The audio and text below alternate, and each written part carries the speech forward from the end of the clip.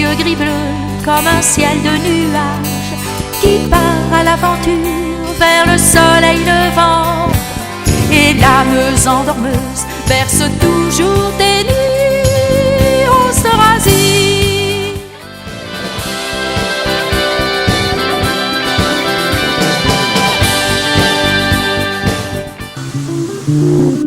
Un apothicaire verdunois eut l'idée d'enrober d'une fine couche de miel et de sucre les amandes utilisées dans ses gâteaux, puis de les durcir afin d'en faciliter le transport. La friandise, en vogue dans la noblesse, prit le nom de dragée. Parée de vertus médicinales, la dragée était censée combattre la stérilité. C'est ainsi qu'elle fit son apparition dans les mariages et les baptêmes. La Meuse s'assagit et pénètre Verdun. Dans la capitale de la paix, les bords de la Meuse canalisés invitent à la flânerie. À Verdun, il y a le ciel, du vent et des arcs-en-ciel, des cerfs-volants, des demoiselles, douces comme des mirabelles. L'ancien palais épiscopal abrite depuis 1944 le Centre mondial de la paix, des libertés et des droits de l'homme.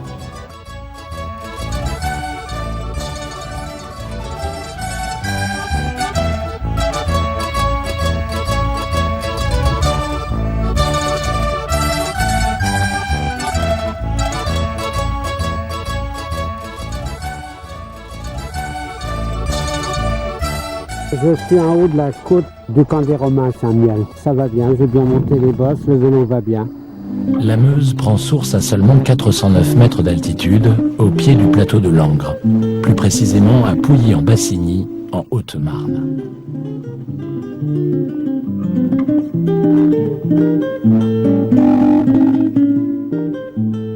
J'ai mangé au kebab ici à Commercy.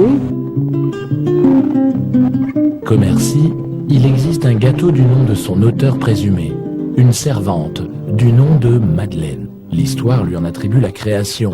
Quant à la demande du roi Stanislas, la jeune fille remplaça le chef cuisinier royal au pied levé et improvisa les fameuses madeleines.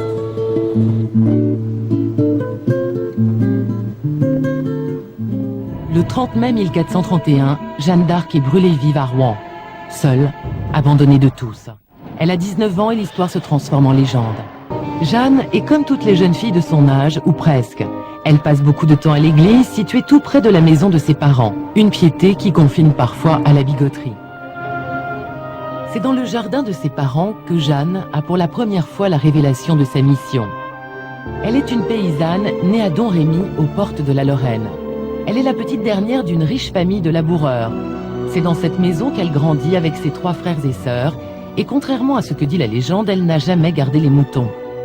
Son quotidien, c'est plutôt apprendre à coudre et à tenir une maison.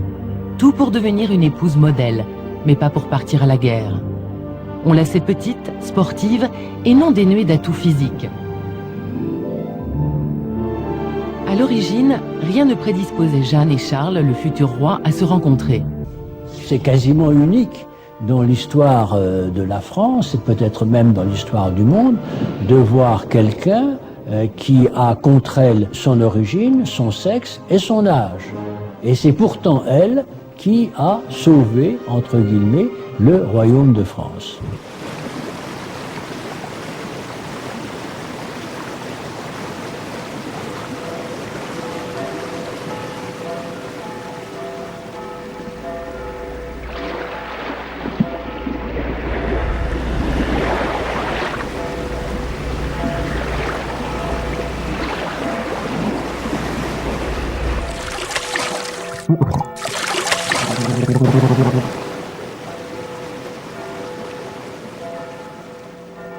Je me trouve donc dans un petit village près de la Marche.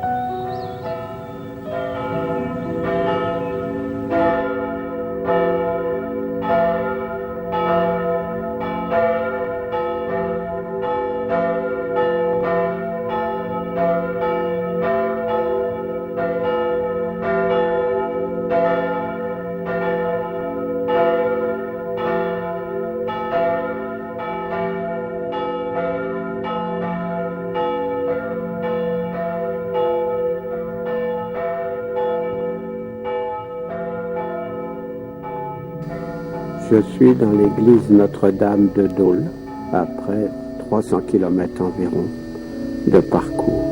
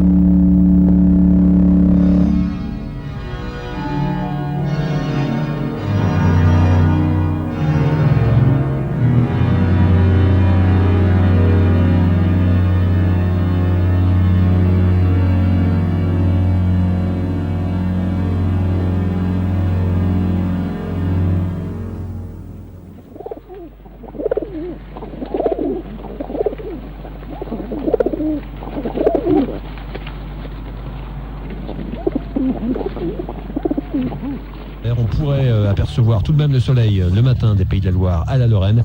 Les températures vont un peu chuter. L'après-midi, nous aurons entre 8 et 13 degrés globalement, mais de 16 à 23 degrés près de la Méditerranée.